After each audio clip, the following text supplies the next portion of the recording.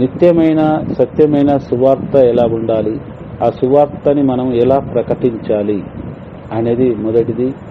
రెండవది, అసత్య బోధకులు ఎలా బోధిస్తారు, ఆ బోధలను మనం ఎలా గుర్తించవచ్చు, ఆ బోధల నుండి మనం బయటపడు మార్గాన్ని ఎలా ఎన్నుకోవచ్చు అనేది రెండు కూడా ఈరోజు దేవుడు నాతో మాట్లాడిస్తున్నాడు. దైవ బిడ్డలారా, మనం ఏది కూడా పవిత్ర గ్రంథంలో ఉన్న ప్రతి వాక్యానికి కూడా మనం కట్టుబడి మనం వాక్యోపదేశం చేయాలి. అలాంటప్పుడే దేవాది దేవుడు చెప్పే వాక్యాన్ని ఉపదేశించే వారిని కావచ్చు, లేకపోతే ఆలకించే వారిని కావచ్చు, తన కరుణగల హస్తముతో నిండుగా ఆశీర్వదిస్తాడని నేను నిండు మనసుతో విశ్వసిస్తున్నాను.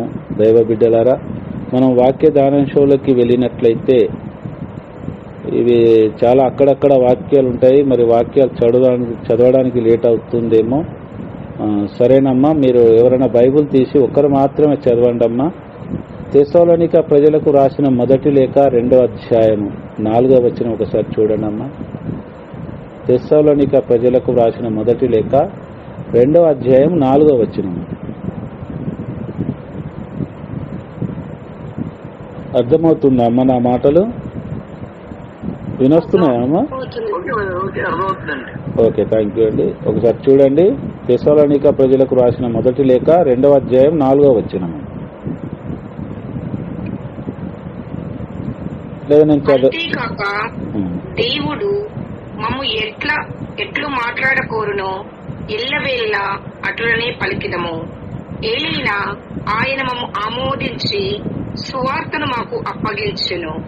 మానవులను సంతోష పెట్టుటకు మేము ఈనాడు ప్రయత్నింపక మన హృదయములను పరిశీలించు ఆ దేవుని సంతోష పెట్టుటకు మాత్రమే యత్నింతుము. చాలమ్మా. ఇదే ముఖ్యముగా సువార్థికులు ఎవరైతే ఉంటారో, దైవ సేవకులు ఎవరైతే ఉంటారో వారి గురించి వ్రాయబడిన వాక్యం. దైవ బిడ్డలారా, వారి గురించి పునీత పౌలు గారి ద్వారా మనకు తెలియపరుస్తూ ఉన్నాడు. పునీత పౌలు గారు ఏమంటున్నాడు తెస్సలోనిక ప్రజలతో అంటే, దేవుడు మమ్ము ఎట్లు మాట్లాడగోరెను అనగా మా ఇష్ట ప్రకారంగా కానీ మా సొంత మాటలతో కానీ మాట్లాడకుండా ఆయన చిత్త ప్రకారం ఏ విధముగా అయితే మాట్లాడగోరెనో ఎల్లవేళలందు మేము అటులనే పలికిదము. పౌలు గారు చెప్పే గొప్ప మాట ఏంటంటే, ఈరోజు ప్రతి సువార్థికుని కూడాను మన సొంత మాటలు ఎప్పుడు ఉపయోగించొద్దు, మన సొంత జ్ఞానాన్ని ఉపయోగించొద్దు. ఆ దేవాది దేవుడు నిన్ను ఎన్నుకున్నాడు తన సేవకుడిగా అంటే తాను చెప్పినట్లు ఆలకించి మనం వాక్యాన్ని తెలియపరచడం కొరకే. ఎల్లవేళలా అనుకూల సమయము ప్రతికూల సమయం అంటూ ఏమీ లేదు నా వాక్యాన్ని మీరు తెలియపరచడానికి. ప్రతి సమయము కూడా అనుకూల సమయమే. ఏలైనా ఆయన మమ్ము ఆమోదించడం అనగా ముద్ర వేయడము. ఈయన నా సేవకుడు, నేను ఎన్నుకున్న సేవకుడు అని ప్రతి సువార్థికుని మీద, ప్రతి సేవకుని మీద, ప్రతి గురువు మీద, ప్రతి పాస్టర్ మీద అంటే స్వచ్ఛమైన వాక్కును ఆయన చిత్త ప్రకారం ఎవరైతే ప్రకటిస్తారో ఆ బిడ్డల మీద తన ముద్ర వేస్తూ ఉన్నాడు. ఇతను నా సేవకుడు, నేను ఎన్నుకున్న సేవకుడు అని ముద్ర వేస్తూ అనగా ఆమోదించి సువార్తను మాకు అప్పగించెను. ఎంత గొప్ప మాట చూడండి దైవ బిడ్డలారా. తెస్సలోనిక ప్రజలకు తెలియపరుస్తూ ఉన్నాడు, మేమేదో నోటి మాటలతో, మేమేదో తెలియని జ్ఞానముతో, ఏదో మేము పైన ధర్మశాస్త్ర గ్రంథాన్ని, ఆ దేవుని యొక్క యేసుక్రీస్తు నాథుని యొక్క జీవితాన్ని మేము వివరించడం లేదు. ఆయన మమ్ము తన సేవకులుగా ఆమోదించిన పిదప మాకు ఆయన తన సువార్తను అందించి ఉన్నాడు కాబట్టి, మాకు అప్పగించాడు కాబట్టి మానవులకు సంతోషపెట్టు ఏ మాట అయినను మేము మాట్లాడడం లేదు. వాళ్ళను బుజ్జగించడము, కవ్వించడము ఏది సువార్త ద్వారా వారి జనాల యొక్క నాడి అనగా భక్తుల యొక్క నాడి కనుగొని వీరు ఏ విధంగా అయితే కూర్చుంటారు, వీరు ఏ విధంగా అయితే కల్లిబొల్లి మాటలు చెప్పాలి, వీరికి ఏ విధంగా అయితే కట్టుకథలతో వీళ్ళని కూర్చోబెట్టాలి, నేను వారి దృష్టిలో ఏ విధంగా అయితే మంచి వాడిని అనిపించుకోవాలి అని ఇలాంటివి కాకుండా మానవులను సంతోషపెట్టు ఏ మాట కూడా మా నోట పెట్టకుండా నేను నా మాటను మీ నోట పెట్టుతున్నాను. మీరు నా సేవకులని మీకు ముద్ర వేసి పంపిస్తున్నాను. నా సువార్తను మీకు అప్పగించుచు ఉన్నాను. కాబట్టి మన హృదయములను పరిశీలించి దేవుని సంతోషపెట్టుటకు మాత్రమే మేము ప్రయత్నిస్తున్నాము.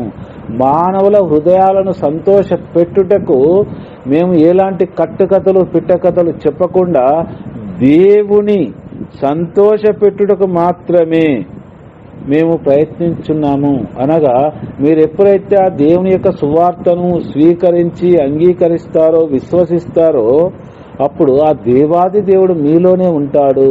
ఆ దేవాది దేవుని సంతోషపెట్టు సువార్తను చెప్పుటకు మాత్రం మేము ప్రయత్నిస్తున్నాము అని తెస్సలోనిక ప్రజలకు పౌలు గారు తెలియపరుస్తున్నాడు. దైవ బిడ్డలారా, ఆ వాక్యాలు నేను చదువుతాను, మీరు ఆలకించండి. బైబిల్ గ్రంథంలో కొరింథీయులకు రాసిన మొదటి లేఖ 2వ అధ్యాయంలో పౌలు గారు ఇలా తెలియపరుస్తూ ఉన్నాడు.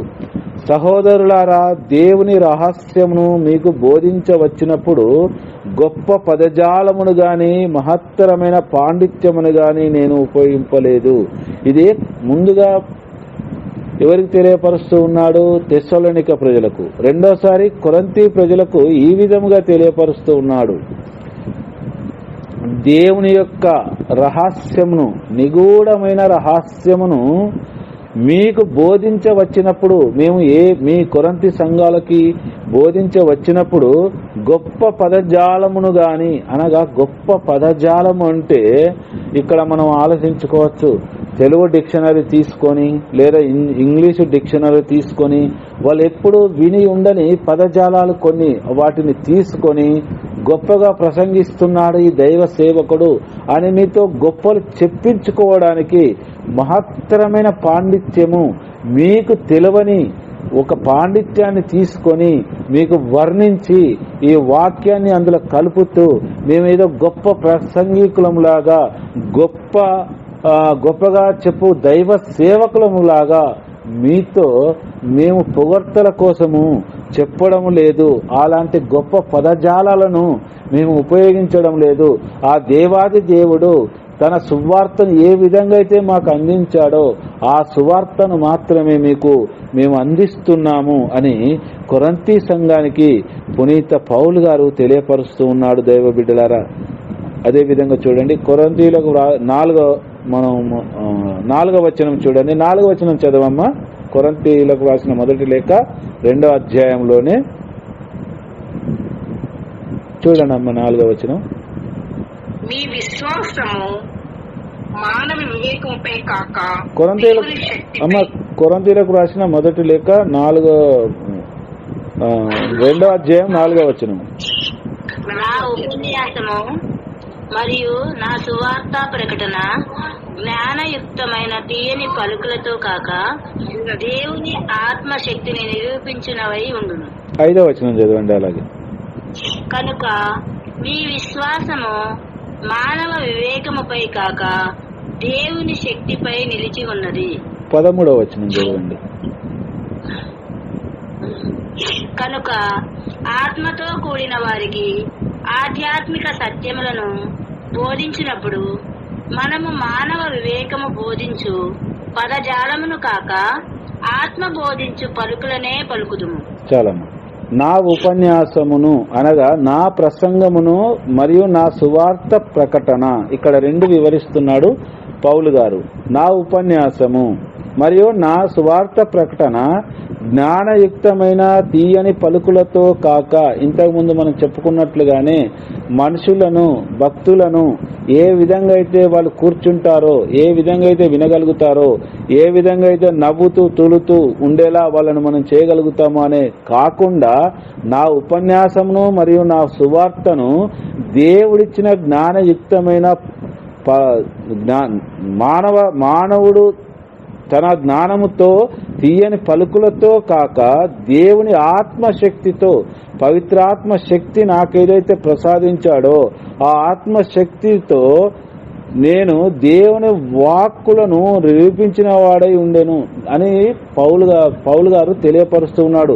నేను నా సొంత జ్ఞానంతో కానీ నా వాక్ చాతుర్యముతో కానీ తీయని పలుకులతో కానీ నేను మీకు ఉపదేశించడం లేదు, ఉపన్యసించడం లేదు, సువార్త ప్రకటించడం లేదు, కానీ దేవుని ఆత్మశక్తిని నిరూపించినవై ఉండెను.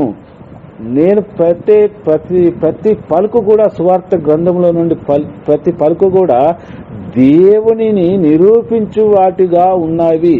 అలాంటి పలుకులనే మీతో నేను పలుకుతున్నాను, కానీ నా ఇష్టపూర్తిగా నేను ఏ మాటను కూడా పలకడం లేదు, నా సొంత జ్ఞానంతో పలకడం లేదు, పవిత్రాత్మ శక్తి ద్వారానే నేను పలుకుతూ ఉన్నానని పౌలు గారు తెలియపరుస్తూ ఉన్నాడు కొరింథీ సంఘానికి, దైవ బిడ్డలారా. అంతేకాకుండా మీ విశ్వాసము మానవ వివేకముపై కాక దేవుని శక్తిపై నిలిచి ఉన్నది.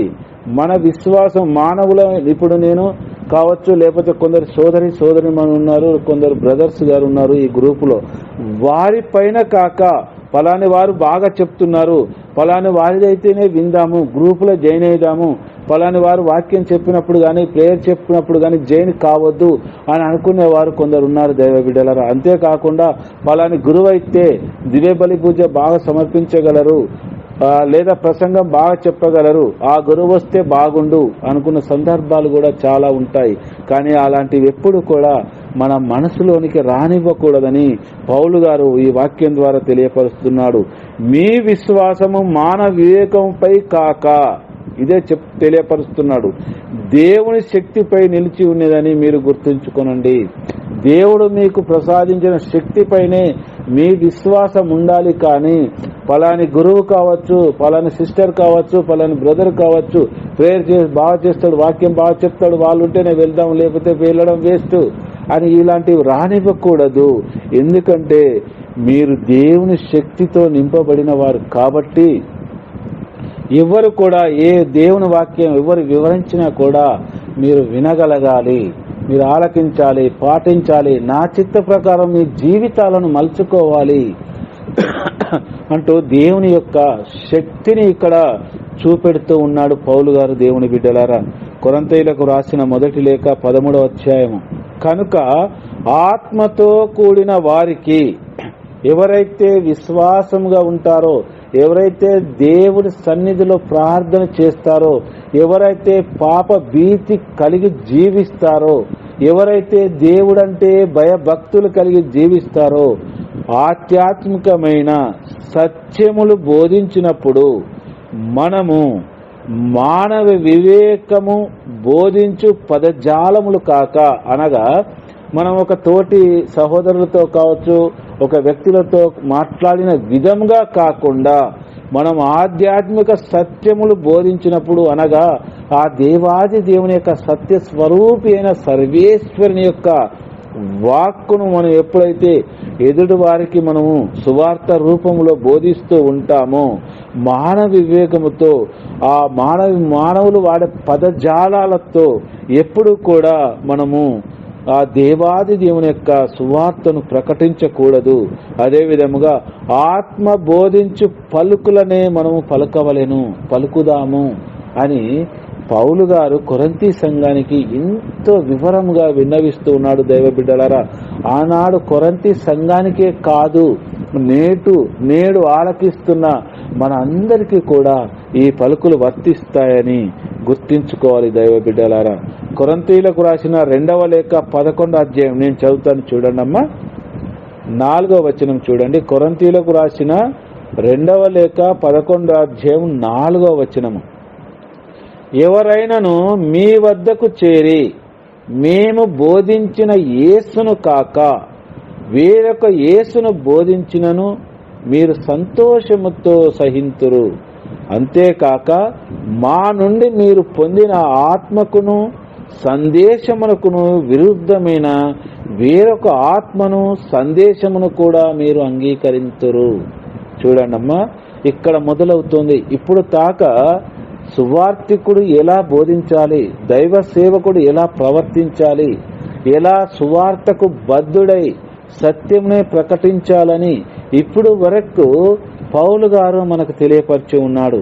ఇక్కడి నుంచి రెండవదిగా కొరింథీయులకు రాసిన లేఖ 2వ లేఖ 11:4 నుండి వాక్యాన్ని ఇక్కడ ప్రజలు ఏ విధంగా అయితే కపట ప్రవక్తలు బయలుదేరారు సంఘములోనికి, గొర్రెతోలు కప్పుకొని తోడేళ్లు బయలుదేరాయి, వారి సువార్తలు ఎలాగుంటాయో మీరు ఆలకించండి అంటూ ప్రజలందరినీ కూడా జాగ్రత్త చేస్తూ ఉన్నాడు.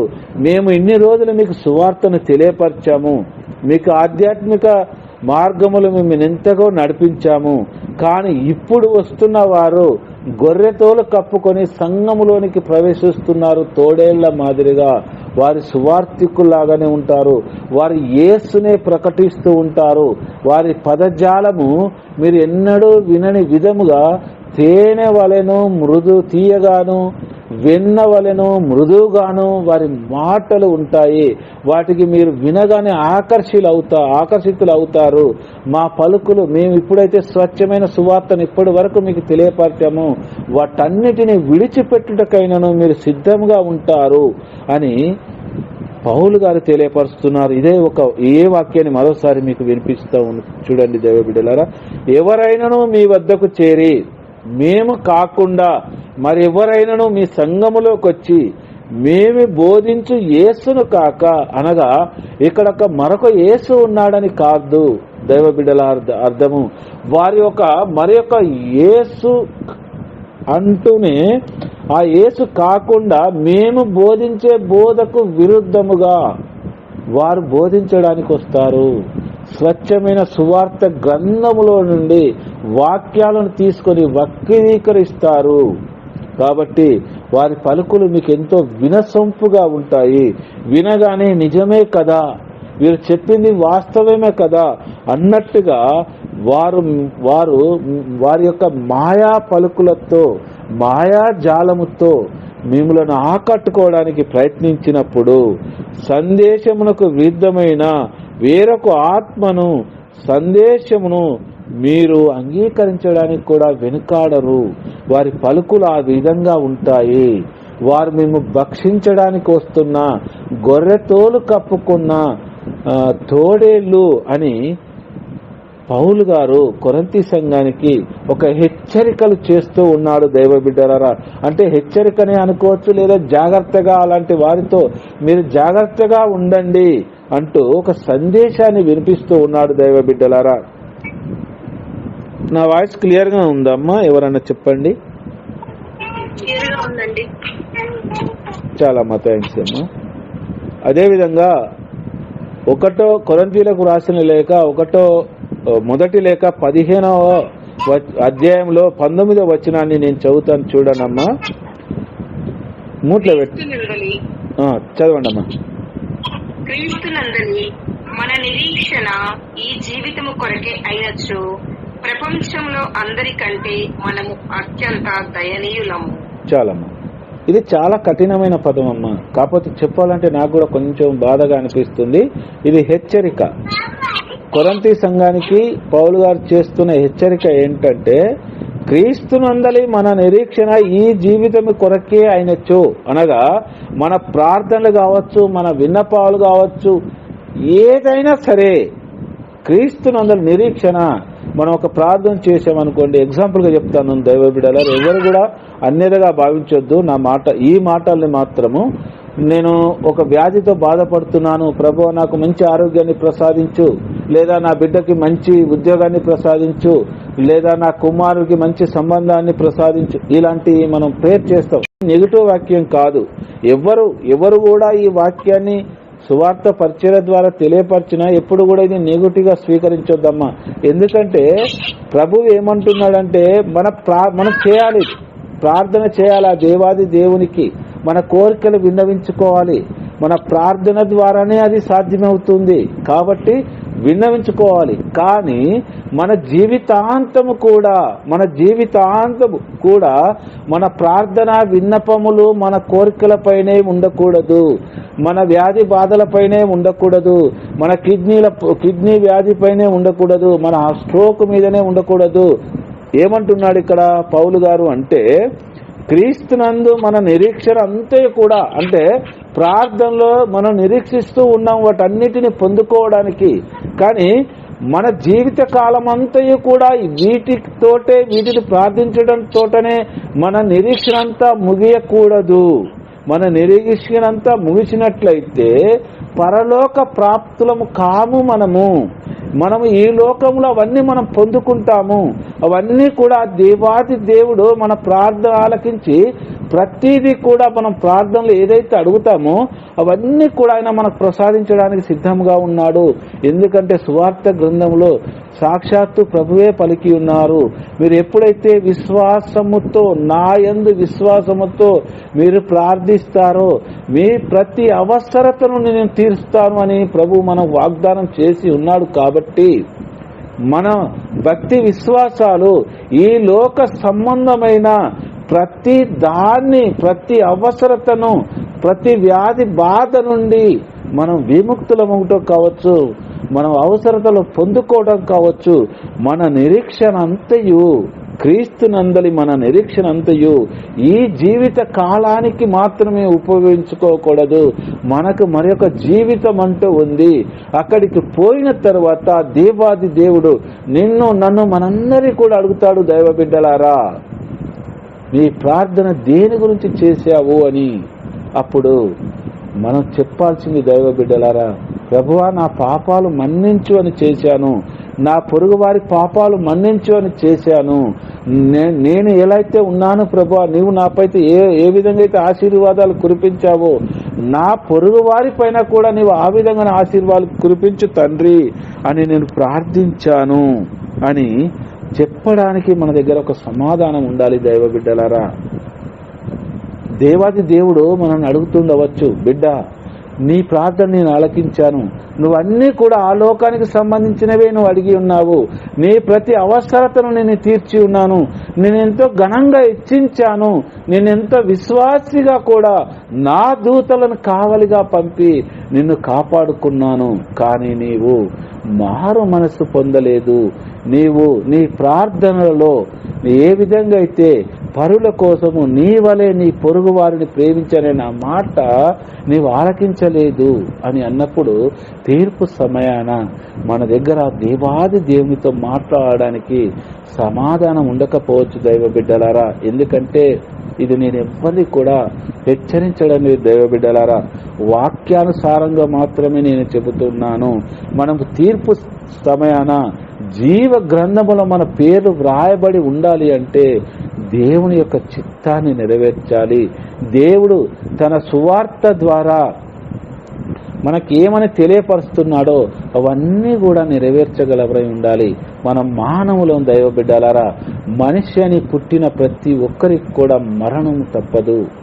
శరీరముతో జీవిస్తున్న మనందరికీ కూడా వ్యాధి బాధలు, రోగాలు, ఇబ్బందులు అన్నీ కూడా తప్పవు.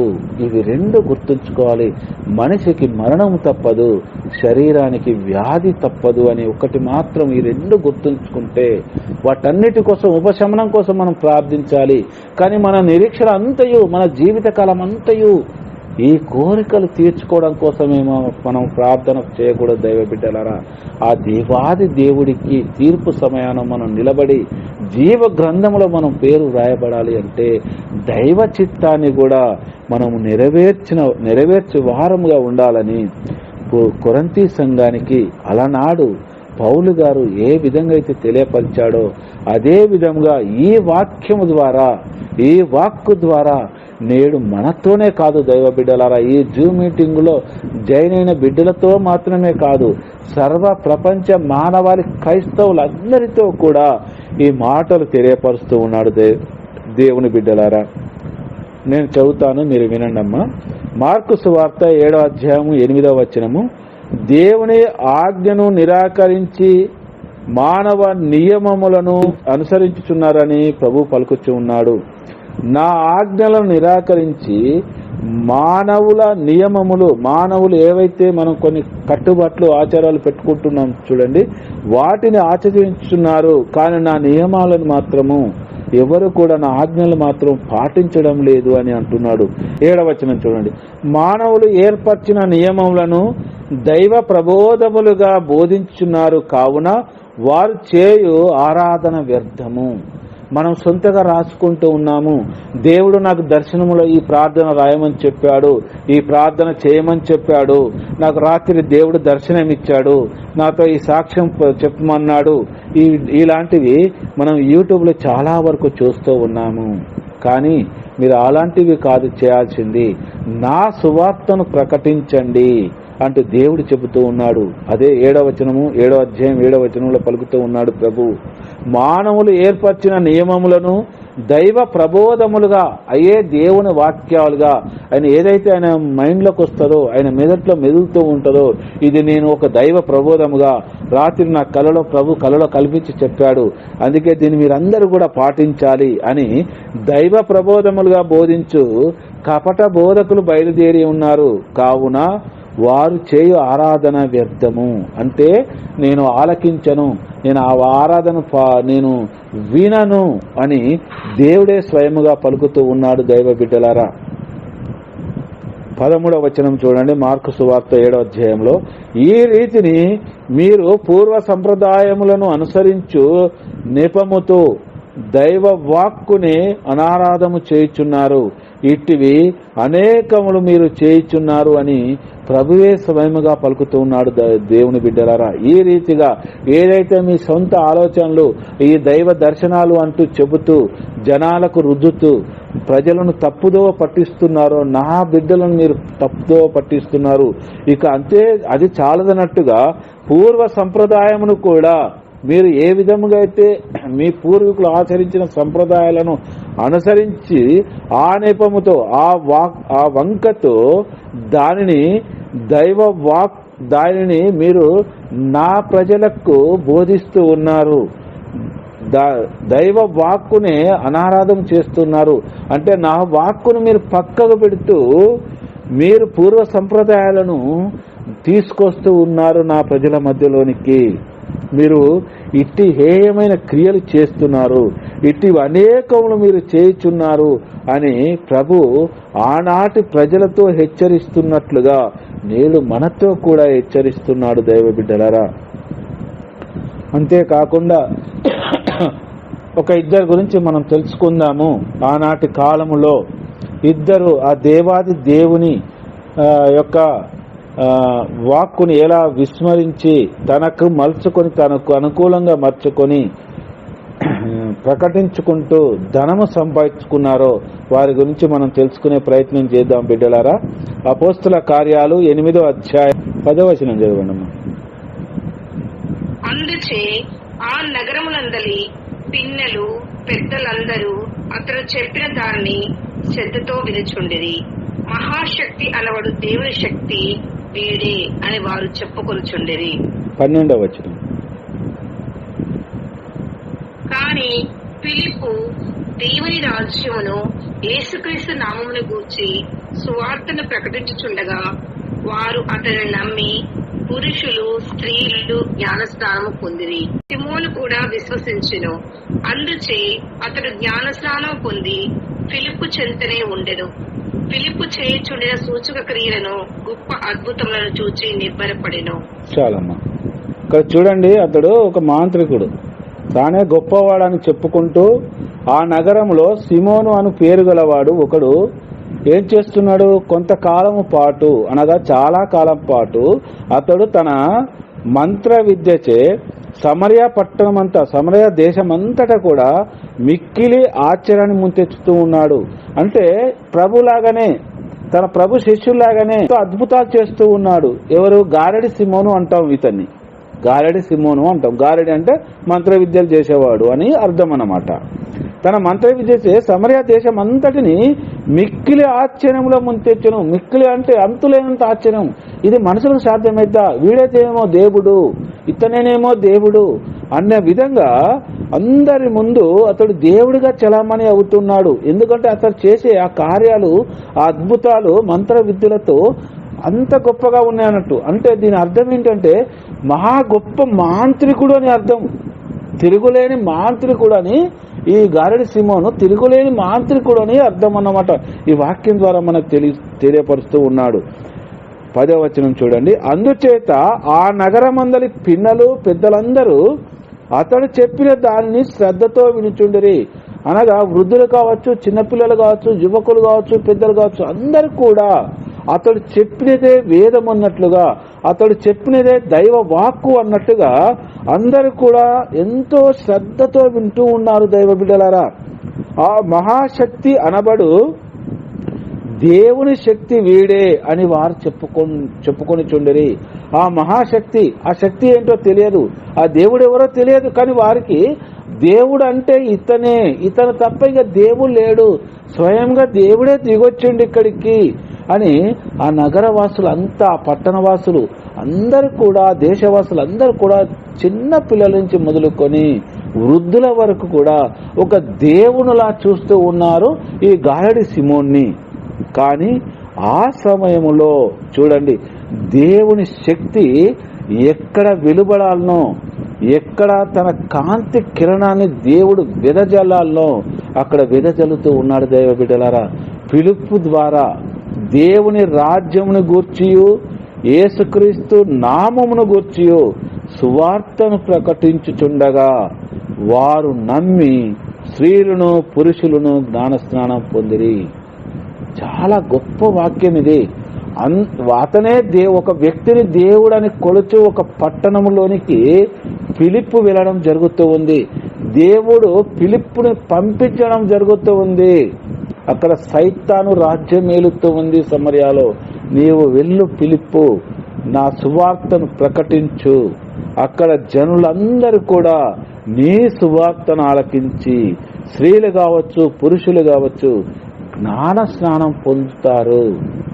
వారు దేవుడు అంటే ఎవరో వారికి తెలియపరచు, రక్షకుడు అంటే ఎవరో తెలియపరచు, లోక రక్షకుడైన యేసు ప్రభువు అంటే ఎవరో వారికి తెలియపరచు అని ఫిలిప్పును పంపించడం జరుగుతూ ఉంది దైవ బిడ్డలారా. చాలా మంది కూడా ఆ ఫిలిప్పు యొక్క సువార్తను ఆలకించి ఎంతో మంది పిన్నలు, పెద్దలు అందరూ కూడా జ్ఞాన స్నానం పొందడం జరుగుతూ ఉంది. 13వ వచనము, ఆ బోధన విని సిమోను కూడా విశ్వసించెను. ఈ సిమోను ఎవరండి? గారడి సిమోను. ఇంతకుముందు అయితే నా పట్టణ ప్రజలందరూ, నగర ప్రజలందరూ కూడా ఎవరైతే దేవుడు అనుకున్నారో ఆ సిమోను ఏం చేస్తూ ఉన్నాడు? ఫిలిప్పు యొక్క సువార్తను విని, ఆ స్వచ్ఛమైన సువార్తను విని అతను, ఆ మాంత్రికుడు, గొప్ప మాంత్రికుడు కూడా విశ్వసిస్తూ ఉన్నాడు సువార్తను. అందుచే ఆ సిమోను జ్ఞానస్నానం పొంది ఫిలిప్పు చెంతనే ఉండను. ఫిలిప్పునకు సేవకుడుగా మారాడు, దాసుడుగా మారాడు, శిష్యుడుగా మారాడు. దైవ శక్తిలో ఉన్న అద్భుతాన్ని మనం గుర్తించుకోవచ్చు దైవ బిడ్డలారా. ఫిలిప్పు చేయుచుండిన సూచక్రియలను, గొప్ప అద్భుతములను చూచి నివ్వెరపోయాడు, ఆశ్చర్యపోయాడు. ఒక మహామాంత్రికుడు, గొప్ప మాంత్రికుడు, దేవుడు అని పిలువబడిన ఆ మాంత్రికుడు ఫిలిప్పు చేస్తున్న సూచక క్రియలను, అద్భుత క్రియలను చూచి ఆశ్చర్యపోయాడు, నివ్వెరపోయాడు. దేవుని శక్తి అంటే ఇదా, రక్షణ అంటే ఇలా ఉంటుందా అని ఆశ్చర్యపోయాడు దైవ బిడ్డలారా. అపోస్తుల కార్యాలు 13వ అధ్యాయము 6వ వచనం నేను చదువుతాను చూడమ్మా, ఎందుకంటే సమయం ఎక్కువ లేదు కాబట్టి నేనే చదువుతాను, మీరు ఆలకించండి. వారు అనగా పౌలు ఆ దివి అంతటినీ పర్యటించి పాఫోసు వరకు వెళ్ళిరి. పాఫోసు అనే ఒక ప్రాంతం వరకు వెళ్ళిరి. అక్కడ బారు యేసు అనే పేరు రెండవ మారు ఈ ఒక్కనికే ఉన్నది దైవ బిడ్డలారా. పవిత్ర గ్రంథం మొత్తంలో కూడా అతన్ని బారు యేసు అని పిలుస్తారు. ఏ నగరంలో? పాఫోసు అను నగరములో బారు యేసు అను పిలువబడిన ఒక మాంత్రికుని కలుసుకొనిరి. ఎవరు కలుసుకున్నారు? పౌలు గారు కలుసుకున్నారు దైవ బిడ్డలారా. అతడు ఒక యూదుడు, యూదా జాతికి చెందినవాడు. తాను ఒక ప్రవక్తనని చెప్పుకుంటూ ఉన్నాడు. పూర్వ గ్రంథాలలో ప్రవక్తలు ఉన్నారు కదా పాత నిబంధనలో. నేను కూడా ఏలియా, యెషయా లాగా ఒక ప్రవక్తను అని ఈ మాంత్రికుడు చెప్పుకొని ఉన్నాడు. అంటే ఈడ ధర్మశాస్త్ర గ్రంథాన్ని వాడుకుంటూ ఉన్నాడు యూదుల మధ్యలో. వాడుకుంటూ ఇతను చేస్తున్న పని ఏంటో చూడండి ఒకసారి. 9వ వచనము, అప్పుడు పౌలు అను పిలువబడుచున్న సౌలు పవిత్రాత్మతో నింపబడిన వాడై పౌలు పవిత్రాత్మతో నింపబడిన వాడై బారు యేసు అనే ఆ మాంత్రికుని వైపు సూటిగా చూచి అతని వంక సూటిగా చూస్తూ ఉన్నాడు. నీవు ప్రవక్తవా అని సూటిగా చూస్తూ హెచ్చరిస్తూ 10వ వచనంలో అంటున్నాడు, సైతాను పుత్రుడా, నీవు అన్ని విధములైన కపటములతోనూ మోసములతోనూ నిండి ఉన్నావు. నీతికి నీవు విరోధివి, అనగా నీవు సువార్తకు విరోధివై ఉన్నావు. కాబట్టి విరోధివి, ప్రభు రుజు మార్గములను వక్రగతులు పట్టించుట ఇక నీవు మానవా అని పౌలు గారు పవిత్రాత్మ పరిపూర్ణుడై అతనిని హెచ్చరిస్తూ ఉన్నాడు. ఎవరిని? దైవ బిడ్డలారా, బారు యేసు అనే ఒక మాంత్రికుడు నేనే ప్రవక్తనని చెప్పుకొని తిరుగుచూ ఉన్న మాంత్రికుడిని పవిత్రాత్మతో పరిపూర్ణుడైన పౌలు హెచ్చరిస్తూ ఉన్నాడు. 13వ అధ్యాయము 11వ వచనాన్ని చూడండి అమ్మా. ఇప్పుడు ప్రభు హస్తము నీపై ఉన్నది. ఎవరితో మాట్లాడుతూ ఉన్నాడు పౌలు గారు? బారు యేసు అనే మాంత్రికుడితో. ఇప్పుడు ప్రభు హస్తము నీపై పడనున్నది. నీవు కొంతకాలము వరకు గుడ్డివాడవై సూర్యకాంతిని చూడలేకపోదువు. అంటే పుట్టి గుడ్డివాడిగా నువ్వు మారబోతూ ఉన్నావు. ప్రభు నిన్ను శపిస్తూ ఉన్నాడు అని పలికిన వెంటనే అతని కన్నులు మంచు తెర చీకటి పొర కమ్మెను. అందుచేత అతడు తన చేయి పట్టుకొని నడిపించుకొని పోవు వారి కొరకై ఎదురు చూచుచుండెను. గుడ్డివాడైపోయాడు. ఎప్పుడైతే పౌలు గారు పలుకుచూ ఉన్నాడో వెంటనే అంత పెద్ద మాంత్రికుడు కూడా గుడ్డివాడి అయిపోయి తోవ ఎవరైతే నన్ను దాటించగలుగుతారో అంటూ వారి కొరకు ఎదురు చూడడం జరుగుతూ ఉంది. దైవ బిడ్డలారా, ప్రియ సహోదరి సహోదరులారా, ఆ దేవాది దేవుడు నాకు ప్రసాదించిన వాక్కును మీకు నేను అందించగలిగాను. దైవ బిడ్డలారా, ఈ వాక్కును మీరందరూ కూడా మీ హృదయాంతరంగములోనికి స్వీకరించారని దేవుని వాక్కు చిత్త ప్రకారము మనం అందరము కూడా మన జీవితాలను మలుచుకొని పవిత్రాత్మ చిత్త ప్రకారము మనం ఎప్పుడైతే నడవగలుగుతామో ఆ దేవాది దేవుడి కృపా వరాలు మనందరిపైన ఉండాలని ఆ దేవాది దేవుని నేను ప్రార్థిస్తూ ఈ వాక్యాన్ని ముగిస్తున్నాను. దైవ బిడ్డలారా, ఆమేన్. ఆమేన్.